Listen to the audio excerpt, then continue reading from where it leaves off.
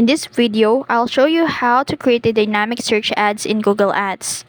So in this overview page, click the plus new campaign button, the color blue one, and it will redirect you to this page where you will need to tell your business.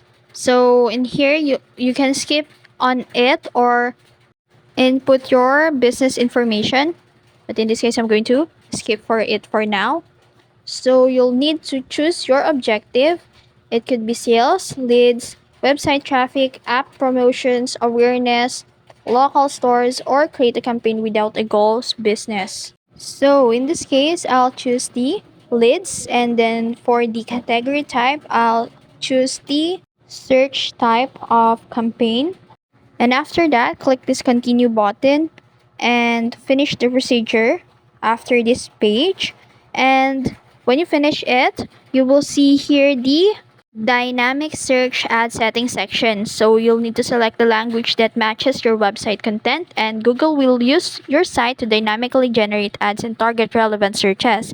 And then when you want to configure ad group settings, you'll need to create a dynamic ad group.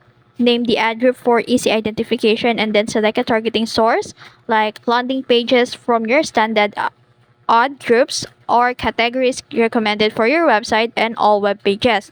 And then after that, you can set your maximum cost per click for bid, and then click on plus new ad in the ad group setting, and then enter the following, which is the descriptive lines, and the Google will dynamically generate the headlines based on user search queries and your website content. After that, preview your ad to ensure it aligns with your goals, and finalize and launch the campaigns. You can now set your daily budget, review all settings to ensure everything is correct, and after that, you can now publish to launch your campaign. And that's it. That's how you create a dynamic search ads in Google Ads. If you found this video helpful, don't forget to like, share, and subscribe to the YouTube channel.